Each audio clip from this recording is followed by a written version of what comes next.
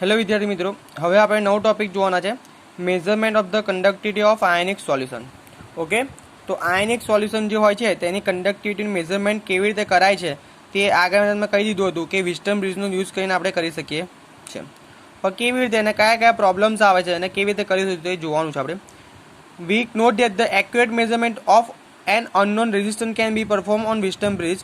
However, for measuring the resistance of an ionic solution, we face two problems. એટલે કે કોઈ પણ ionic સોલ્યુશનની કન્ડક્ટિવિટી મેઝર કર્યું હોય તો તેના માટે બે પ્રોબ્લેમ આપણને મેઇનલી ટુ પ્રોબ્લેમ આવે છે. ઓકે, તો પહેલી કઈ છે તો passing direct current change the composition of the solution. હવે આપણે તે આયનિક સોલ્યુશનમાંથી ડીસી એટલે કે ડાયરેક્ટ કરંટને આપણે પાસ કરીશું તો તે સોલ્યુશનનું કમ્પોઝિશન છે તે ચેન્જ થઈ જશે. ઓકે, તો એનું સોલ્યુશન શું છે તે આપણે આગળ વાત કરીએ. અને બીજું પ્રોબ્લેમ કયો થાય છે, અ solution cannot B connected to the bridge like a metallic wire or other solid conductor. અને આપણે સોલ્યુશન જે છે તેને આપણે બ્રિજની જેમ કનેક્ટ કરી શકતા નથી. જેવી રીતે આપણે મેટાલિક વાયરને એક વાયરને બીજી વાયર સાથે કનેક્ટ કરીએ છીએ અથવા તો બીજું કોઈ સોલિડ કંડક્ટર હોય તેને આપણે કનેક્ટ કરી દઈએ છીએ, જોડી દઈએ છીએ, તેવી રીતે આપણે આયનિક સોલ્યુશનને કનેક્ટ કરી શકતા નથી, જોડી શકતા નથી. The first difficulty is resolved by using an alternating current source of power supply. આપણે પહેલી જે પ્રોબ્લેમ જે છે તેનું સોલ્યુશન આપણે કેવી રીતે લાવીશું, તો આપણે તેનું સોલ્યુશન જે છે તે પાવર સપ્લાય જે છે તે એસી કરંટ આપણે એપ્લાય કરીશું, ડીસીની જગ્યાએ એસી યુઝ કરીશું, તો તેનું સોલ્યુશન આપણને મળી જશે. અને સેકન્ડ પ્રોબ્લેમ જે છે તે સોલ્વ થશે by using a specially design vessel call conductivity cell. અને જે સેકન્ડ પ્રોબ્લેમ જે છે તેનું સોલ્યુશન આપણે એક એવો સેલ રેડી કરીશું, એવું એક કન્ડક્ટિવિટી સેલ રેડી કરીશું કે જેની અંદર જે સેકન્ડ પ્રોબ્લેમ થતો હતો, સેકન્ડ પ્રોબ્લેમ આવતો હતો, ઓકે, કનેક્શનનો બ્રિજ કેવી રીતે બનાવવું, મેટાલિક વાયરને જોડીને આપણે સોલિડ કંડક્ટરને જોડીને આપણે બનાવતા હતા, તો તેવી રીતે આયનિક સોલ્યુશનનું કન્ડક્ટિવિટી મેઝર કરવા માટે આપણે કન્ડક્ટિવિટી સેલ બનાવીએ તો આપણે સેકન્ડ પ્રોબ્લેમ પર સોલ્યુશન થઈ જશે. તો જો આ એક પ્રકારનો કન્ડક્ટિવિટી સેલ જ છે, આ એક પ્રકારનું વેઝલ છે જેની અંદર આપણે આયનિક સોલ્યુશન ફિલ કરેલું છે. અને આ આયનિક સોલ્યુશનના આ બે જે છે તે ઇલેક્ટ્રોડ છે, આ પ્લેટિનાઇઝ ઇલેક્ટ્રોડ છે અને આવા પ્લેટિનાઇઝ ઇલેક્ટ્રોડ છે.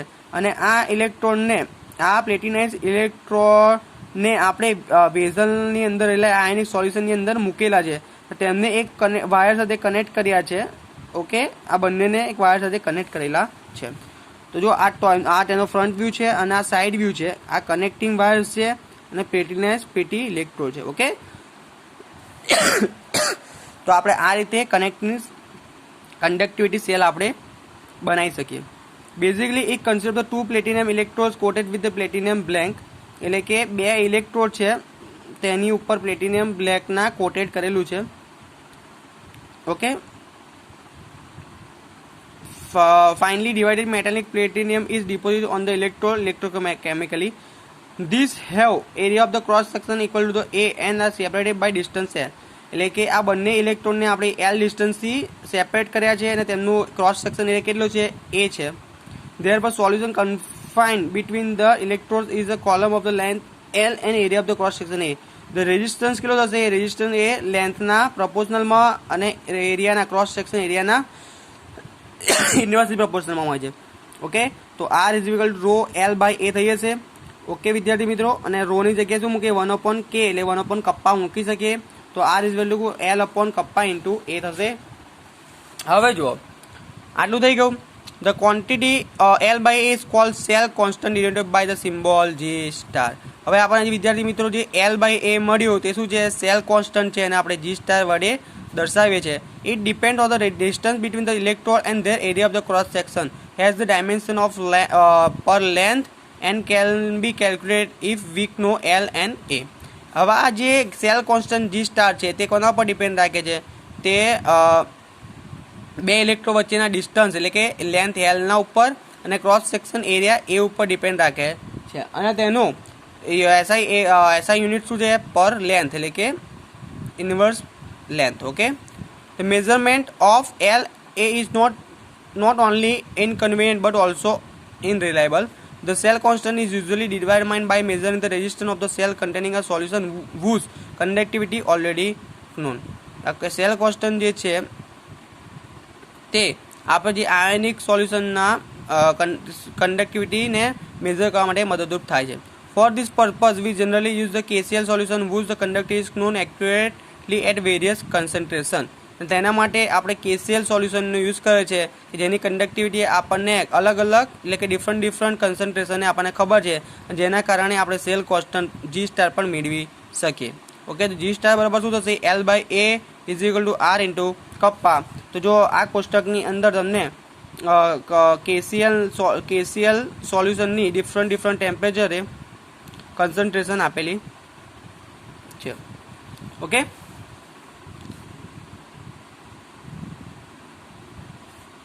હવે આ જુઓ, આ શું છે? વિસ્ટન બ્રિજ છે. આ શું છે? ડિટેક્ટર છે. ઓકે, સન સૂચક તે અહીંયા આગળથી ઇલેક્ટ્રિસિટી પાસ થાય છે કે નહીં તે અહીંયા આગળ બતાવે છે. ઓકે, આ જે કંડક્ટિવિટી સેલનો રેઝિસ્ટન્સ છે જે આપણે ફાઇન્ડ કરવાનો છે, આ વેરિયેબલ રેઝિસ્ટન્સ છે જેને આપણે બદલી શકીએ છીએ, ચેન્જ કરી શકીએ છીએ. અને R4 અને R5 તે પણ શું છે? સોરી, R4 ને R3 તે પણ રેઝિસ્ટન્સ છે. આપણે ફાઇન્ડ શું કરવાનું છે? R2 જે કંડક્ટિવિટી સેલ જે છે તેની અંદર રહેલું આયનિક સોલ્યુશનનું રેઝિસ્ટન્સ ફાઇન્ડ કરવાનું છે, અને તેના માટે આપણે આ વિસ્ટન બ્રિજની અરેન્જમેન્ટ કરેલી છે. ઓકે, તો જુઓ, once the cell constant is determined, હવે આપણને જે સેલ કોન્સ્ટન્ટ G સ્ટાર છે તે મળી જાય, we can use it for measuring the resistance of conductivity of the any solution. તેથી આપણે કોઈ પણ સોલ્યુશનનું જે છે તે કંડક્ટિવિટી અથવા તો રેઝિસ્ટન્સ મેઝર કરવા માટે યુઝ કરી શકે છે. The setup for the measurement of the resistance is show in figure. It consists of two resistance R3 and R4, a variable resistance R1 and conductivity cell having the unknown resistance R2. The Wheatstone bridge is fed by an oscillator O. Okay, અને AC supply આપણે આપેલો છે, કેટલો આપેલો છે? 550 થી 5000 cycle પર second વચ્ચેનો AC સપ્લાય આપણે આપેલો છે અહીંથી. ઓકે, અને અહીંયા આપણે ડિટેક્ટર મૂક્યો છે કે અહીંયા આગળથી ઇલેક્ટ્રિસિટી પાસ થાય છે કે નહીં તે આપણને ખબર પડે છે. Okay, and P is a suitable detector therefore other electronic device and the bridge is balanced when no current pass through the detector. પણ જ્યારે આ ડિટેક્ટરમાંથી જ્યારે કોઈ કરંટ પાસ ના થાય ત્યારે આપણે એવું કહી શકીએ કે આખો જે વિસ્ટન બ્રિજ છે તે બેલેન્સ છે. એ ટાઈમે આપણને અનનોન રેઝિસ્ટન્સ કેટલું મળશે? R2 = R1 × R4/R3 મળશે. ઓકે સ્ટુડન્ટ્સ, આ સૂત્ર આપણને મળશે. These days the inexpensive conductivity metals are available which can be directly read the conductance or resistance of the solution in the conductivity cell. અને હવે આ દિવસોમાં આપણને એક એવા કંડક્ટિવિટી મીટર મળી ગયા છે તેની અંદરથી આપણે રેઝિસ્ટન્સ કંડક્ટિવિટી આપણે આપણી આંખોથી મેઝર જોઈને નક્કી કરી શકીએ. ઓકે, એટલે કે મીટરની અંદર બતાવે છે. તો K = cell constant upon R એટલે G star upon R. Okay students, the conductivity of the solution of different electrolyte in the same solvent and at a given temperature different due to the charge and size of the ions in which they dissolve. એટલે કે શું કહેવા માંગે છે કે કોઈ પણ solution હોય તેની કંડક્ટિવિટી છે તે ઇલેક્ટ્રોલાઇટના નેચર ઉપર આધાર રાખે છે, ડિપેન્ડ કરે છે, અને સોલ્વેન્ટ સેમ છે કે નહીં તેના પર ડિપેન્ડ કરે છે, ટેમ્પરેચર ચેન્જ થાય છે તેના પર ડિપેન્ડ કરે છે, અને તેની અંદર જે ડિફરન્ટ આયન્સ જે પ્રોડ્યુસ થાય છે તેમના ચાર્જ અને તેની સાઇઝ પર ડિપેન્ડ કરે છે. એના માટે આપણે ફરી એક નવું પદ આપણે બને છે અહીંયા આગળ નવી એક વસ્તુ આવે છે તે કઈ છે? Molar conductivity. The concentration of ion each which the ion move under the potential gravity it therefore become necessary to define physically more meaningful conductivity call molar conductivity denoted by symbol λm. It related to the conductivity of the solution by the equation. તો molar conductivity સૂત્ર તમારે યાદ રાખવાનું છે, λm = κ/c. Okay વિદ્યાર્થી મિત્રો, તો તમારે યાદ રાખવાનું છે. અને તેનો એકમ શું છે? SI યુનિટ સિમેન્સ પર મીટર. તો આટલી વસ્તુ તમારે યાદ રાખવાની છે. આ બધું તમારે કંઈ કામનું નથી. ઓકે, મીટરને પછી સેન્ટીમીટરમાં ફેરવ્યું છે તે જ લખ્યું છે, બાકી બીજું કંઈ કામનું છે નહીં. ઓકે સ્ટુડન્ટ, તો અહીં આગળ તમારો આ ટોપિક જે છે measurement of the conductivity of ionic solution તે પણ અહીં આગળ પૂરો થાય છે. આપણે શું કર્યું કે આપણને ફર્સ્ટ ઓફ ઓલ બે પ્રોબ્લેમ નડતી હતી કે આપણે જ્યારે એસી કરંટ આપણે એપ્લાય કરીશું ત્યારે જે સોલ્યુશન છે તેનું કમ્પોઝિશનની અંદર ચેન્જીસ આવી જશે, તો એના માટે આપણે ડીસી કરંટનો યુઝ કર્યું. બીજું કે આપણે સેકન્ડ પ્રોબ્લેમ એ હતો કે આપણે કોઈ પણ સોલિડ કંડક્ટર હતો તો મેટાલિક વાયર હોય તેને બ્રિજ બનાવીને કનેક્ટ કરી શકીએ છીએ. પરંતુ આયનિક સોલ્યુશન હોય, ઇલેક્ટ્રોલાઇટ સોલ્યુશન, તો તેને કેવી રીતે કનેક્ટ કરી શકે?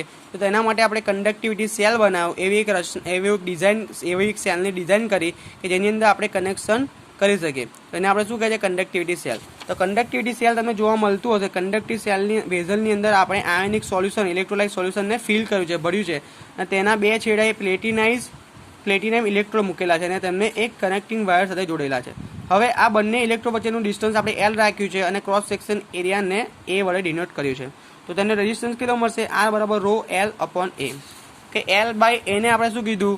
L બાય A ને આપણે ગેસ કોન્સ્ટન્ટ કીધું. ને ગેસ કોન્સ્ટન્ટ જે છે તે બે ઇલેક્ટ્રોન વચ્ચેના ડિસ્ટન્સ ઉપર અને ક્રોસ સેક્શન એરિયા A પર ડિપેન્ડ રાખે છે. ઓકે, તેનો SI યુનિટ શું થશે? પર મીટર થશે. G સ્ટાર બરાબર L by A is equal to R by K મળશે.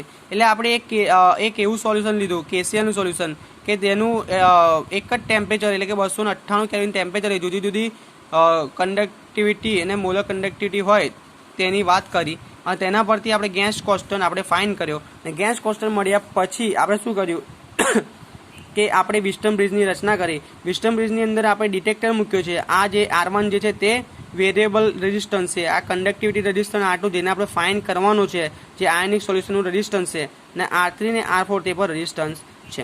હવે આપણે શું કહેવાનું છે કે AC કરંટ પાસ કરવાનો છે અને તેની ફ્રીક્વન્સી કેટલી રાખવાની છે? 550 થી 5000 સાયકલ પર સેકન્ડ રાખવાની છે. અને આખું આ વિસ્ટમ બ્રિજ ક્યારે બેલેન્સ થશે? કે જ્યારે તેમાંથી કોઈ કરંટ પાસ થશે નહીં. ને એ ટાઈમે આપણને R2 મળશે. R2 is equal two R1 R4/R3. Okay, તો R2 આપણને મળી ગયો. તેવી જ રીતે આપણે કપ્પા મળશે સેલ કોન્સ્ટન્ટ બાય R, તો G સ્ટાર અપોન R. તો વિદ્યાર્થી મિત્રો અહીં આગળ એક નવી ડેફિનેશન આવે છે મોલર કન્ડક્ટિવિટી. એ ક્યારે વપરાય છે? કે જ્યારે ડિફરન્ટ આપણે ઇલેક્ટ્રોલાઇટ લાવીએ, ડિફરન્ટ ટેમ્પરેચર લાવીએ અને ડિફરન્ટ ઇલેક્ટ્રોલાઇટના ડિફરન્ટ સાઇઝના આયન્સ જનરેટ થતા હોય છે, પ્રોડ્યુસ થતા હોય છે, તો એ ટાઈમે મોલર કન્ડક્ટિવિટી જોવા મળે છે. તો મોલર કન્ડક્ટિવિટી આપણે લેમ્ડા M વડે ડિનોટ કરી શકીએ અને તે lambda M is equal two K/C મળે છે. અને તેનો યુનિટ યાદ રાખજો કે સિમેન્સ પર મીટર તેનો યુનિટ છે. વિદ્યાર્થી મિત્રો અહીં આગળ તમારો આ ટોપિક પણ પૂરો થાય છે. ઓકે, હવે આગળના લેક્ચરની અંદર આપણે નવો topic variation of conductivity and molar conductivity with concentration સાથે કન્ડક્ટિવિટી અને મોલર કન્ડક્ટિવિટી કેવી રીતે વેરિએશન પામે છે તે આપણે જોવાના છે. અને તમારા બે એક્ઝામ્પલ 3.4 અને 3.5 પણ જોવાના છે. Okay, thank you.